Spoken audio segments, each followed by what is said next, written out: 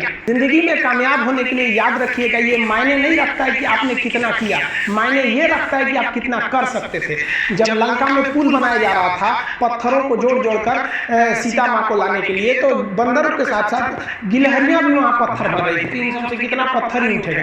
एक बंदर आया तो उठा के फेंक दिया गिलहरी को, भाग यहाँ से, तो इतनी पत्थर बीच में ला रही है। तो मर्यादा पुरुषोत्तम राम के पास हो जाके गिलहरी गिरी, तो गिलहरी को वो प्यार से सहलाए थे ना, तो ऐसा कहा जाता है कि इस पे जो निशान है गिलहरी की पीठ पे, वो राम जी का है। राम जी ने उस बंदर को बुलाया और कहा कि देखो तुम इतना विशाल पत्थर उठा रहे हो तो तुम्हारा शरीर भी विशाल है, ये गिलहरी इतना बड़ा पत्थर उठा रही है जितना इसकी क्षमता है। तो आप अगर कामयाब होना चाहते हैं तो आप ये मत सोचिए कि आप हमने आज 8 घंटे पढ़ लिए या 8 घंटा मेहनत किए, आप ये सोचिए कि आप कितना कर सकते थे। और देखिए, जो सपने देखते हैं उनके लिए तो पूरी रात छोटी पड़ जाती है, और सपने पूरे करने वाले के लिए पूरा दिन छोटा पड़ जाता है। अगर आपके अंदर जिम्मेदारी है ना, तो आप यकीन मानिए आप चैन से सो नहीं पाएंगे।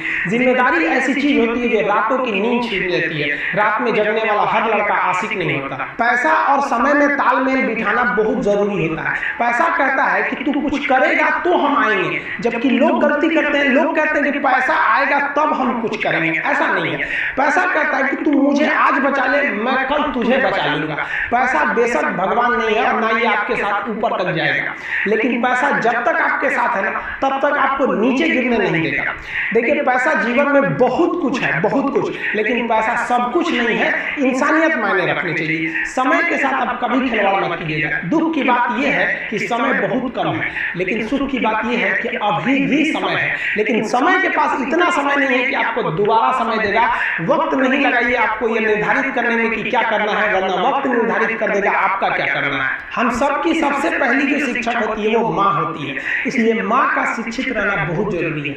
अगर कोई शिक्षित माँ है तो वो कभी भी अपने बच्चे को शिक्षा से दूर नहीं करेगी। मेरा ये हरगिज कहना नहीं है कि जिसकी माँ अशिक्षित है उसका बेटा पढ़ा लिखा नहीं होगा। मेरी माँ आज भी अनपढ़ है, आज भी उससे 1 रोटी मांगते हैं ना तो वो 2 रोटी दे देती है। दुनिया की सबसे अच्छा अलार्म जो होता है वो माँ होती है। आप कहिएगा सुबह 7 बजे उठाने के लिए, वो आपको 6 बजे ही उठा देगी और कहेगी बेटा 8 बज गया। आपको इस दुनिया में आपको सबसे बेहतरीन ढंग से जानती है कोई तो आपकी माँ। वो और दुनिया से आपको 9 महीने पहले से जान रही होती है। कहा जाता है कि मेरे नसीब में एक भी गम न होता अगर मेरी तकदीर लिखने का हक मेरी माँ को मिला होता।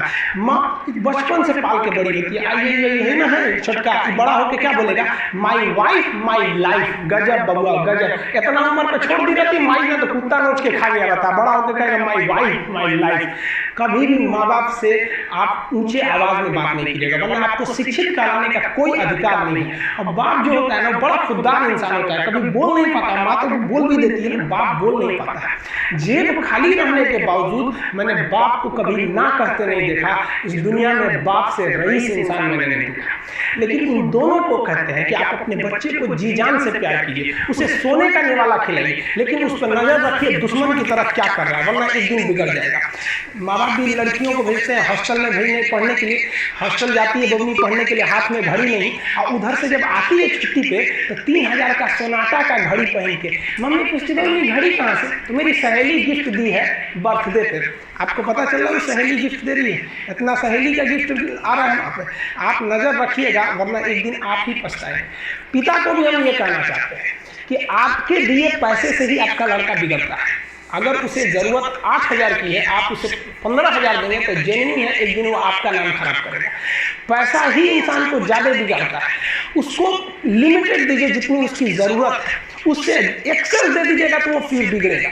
और माँ अगर बेटियों पे ज्यादा नजर नहीं रखेगी तो फिर वो भी बिगड़ेगा। नजर रखिए जब तक वो कामयाब नहीं हो जाता। जब कामयाब हो जाएंगे तो उनके अंदर खुद समझ में आ जाएगी कि क्या मेरे लिए सही है और क्या गलत है। भौतिकवादी इस समाज में भाई भाई में